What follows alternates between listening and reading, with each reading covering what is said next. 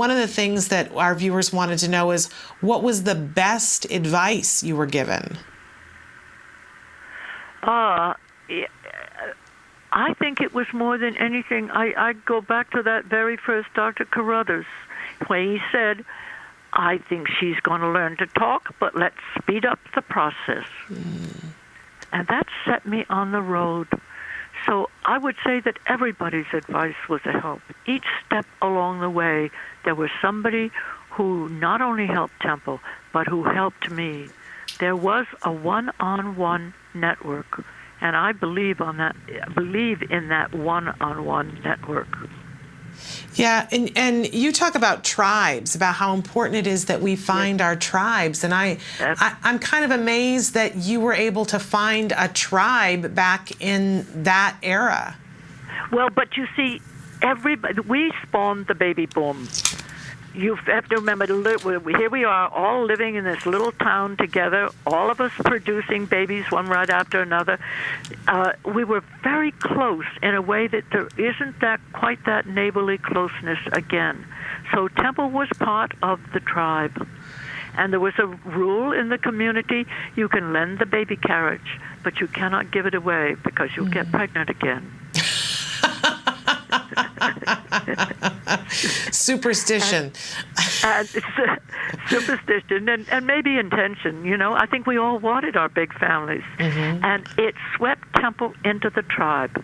She was one of everybody. Yes, and Temple learned early on that if she wanted to play with the kids, she said, well, they had their rules. We forget that children have their culture too. Yeah.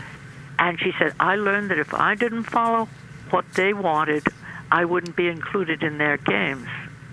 And she wanted to be included.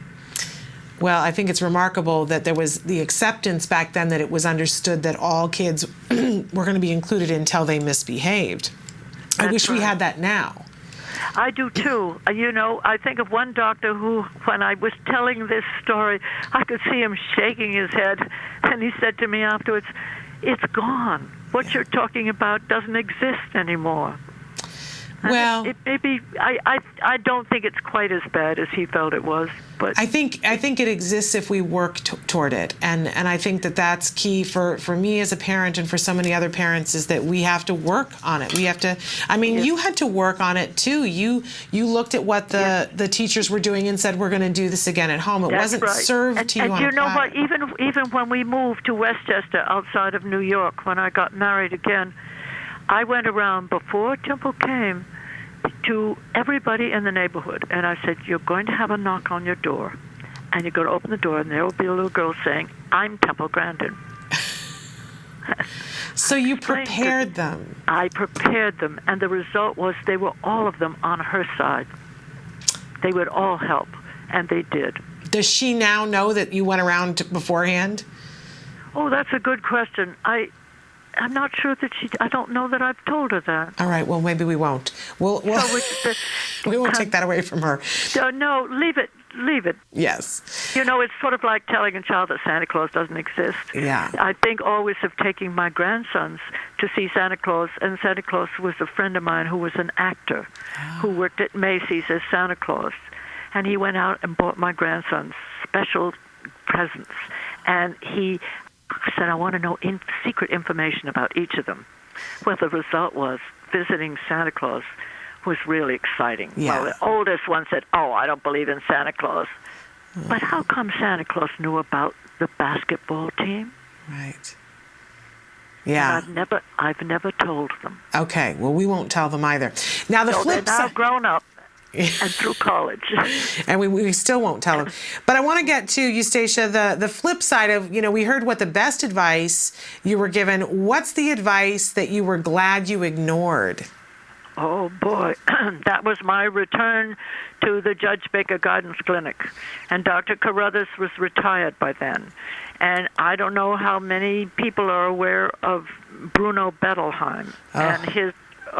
yeah, exactly. The refrigerator These children moms. were infant schizophrenics who had been driven mad by their cold mothers. Well, there was a team of them who'd been put into the Judge Baker Guidance Clinic.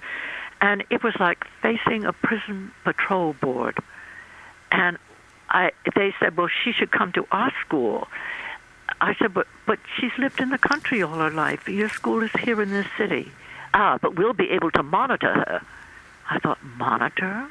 That's not a kind word. And I left. I think I just said, no, she's going to go to the country school. She's going to go to Hampshire Country School. And it's that courage that really made a huge difference. And I think it's important that we've all been there, where some supposed expert has said, this is what you need to do, but the mother instinct said no. But also experience told me. Yeah. I realized at that point I had seen all these schools. I'd done all this research for GBH.